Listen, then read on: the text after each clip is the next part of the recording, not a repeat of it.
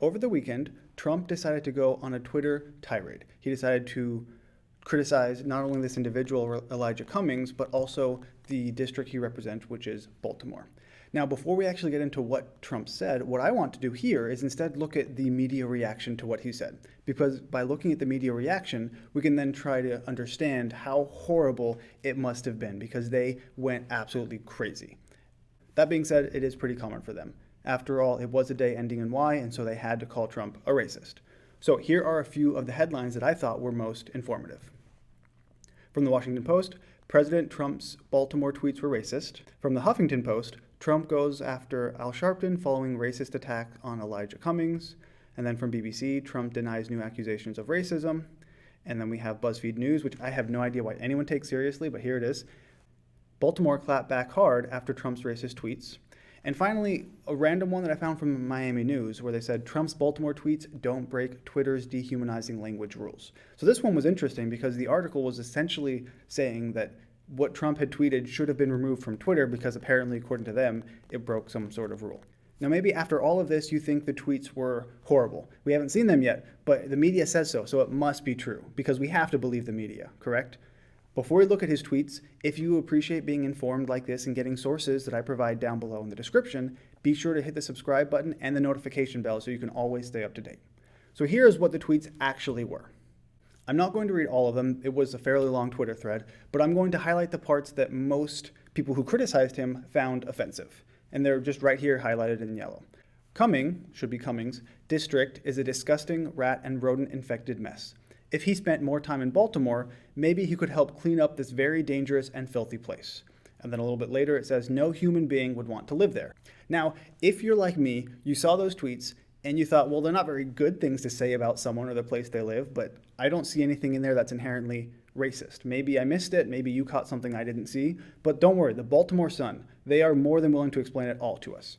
So they wrote an article, which is essentially an attack piece on Trump, again, not uncommon for the media, and it's titled, Better to Have a Few Rats Than to Be One. So you heard it from the Baltimore Sun, Trump is a rat, this must be true.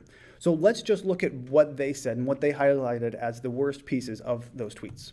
So they said that his tweets included things like, quote, very dangerous and filthy place, worst in the USA, and their personal favorite, rat and rodent infested mess. And they continue talking about this, and they talk about why Trump did that. And according to them, Trump decided to attack Representative Elijah Cummings and his district because he is African American, his district is largely minority, and as a result, this criticism, quote, warms the cockles of the white supremacists who love him. So according to the Baltimore Sun, the reason that he does stuff like this is because if you attack or criticize someone who is African American, the white supremacists are going to like it, and so it's a good way, I guess, for him to get white supremacist support or something. Again, even though nothing in what he said seemed racist to me. And then they continue to say it's only surprising he didn't say stuff like you people or welfare queens or crime-ridden ghettos and a bunch of nonsense. So basically, this article from the Baltimore Sun is a bit of a joke. They are trying to justify the fact that they're calling Trump a racist, but there's really no justification for it. They're trying to make things up where it didn't happen. Now, a lot of people are jumping on the quote where he said that it's infested, but he didn't say that it's infested with any group of people or anything. He said it was infested with rats. So I fail to see how a rat infestation equates to racism. It just doesn't make sense. Now, in response to this, Trump decided to push back a little bit and say, well, crazy Bernie Sanders recently equated the city of Baltimore to a third world country. Based on that statement, I assume that Bernie must now be labeled a racist. So what is he talking about? Well, in 2015, when Bernie Sanders was there because he was campaigning for the presidency and for the Democratic nomination at this point, he was walking through an area of Baltimore and he said, quote, you would think that you were in a third world country. Now here, I think it's important to point out that the reasons for these two comments are entirely different. The reason that Trump made his comments and tweets was because he was essentially attacking Elijah Cummings because he doesn't like him, because Elijah Cummings also doesn't like Trump. And Sanders was saying these comments because, presumably, he was going to promise them free stuff because that is what Sanders does. So the contexts are different, but that does not change the fact that comparing it to a third world country is pretty much what Trump did when he said it's rat infested. And this just goes to show that if the media kind of like you, because they kind of like Sanders back in 2015, then they're okay with what you say. But if you are a Republican, or especially Trump, then no matter what you say, it's going to be racist. And here we have Bernie Sanders from 2015. He was so young and so naive, he thought that he would win the presidency, and Democrats chose Hillary Clinton, of all people, over him. And now he's back in the running. So we'll see how it goes. Now let's look and let's fact check what Trump actually said.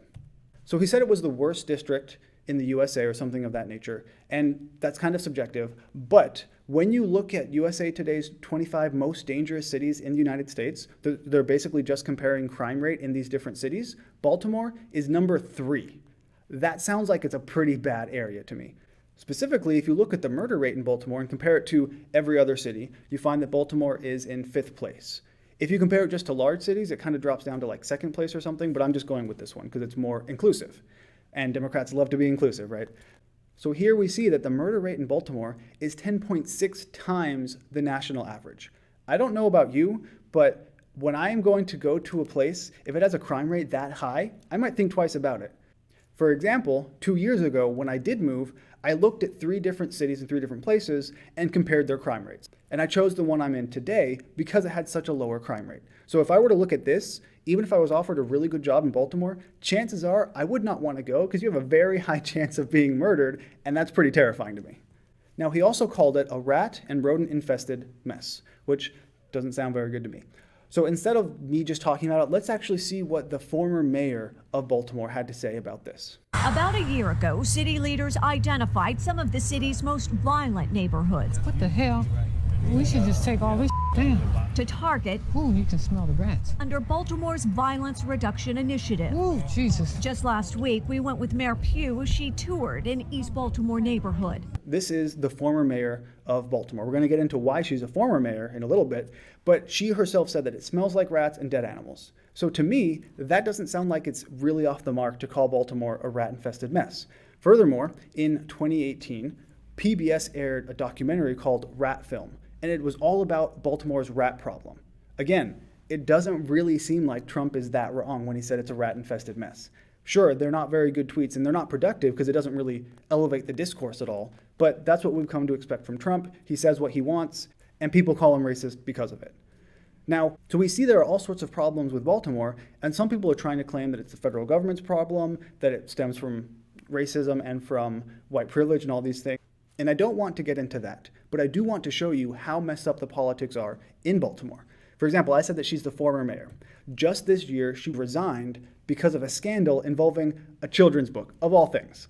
So basically what was happening here is, to my understanding, she was selling this children's book, but not really distributing it. So she was taking money and not giving things back in return.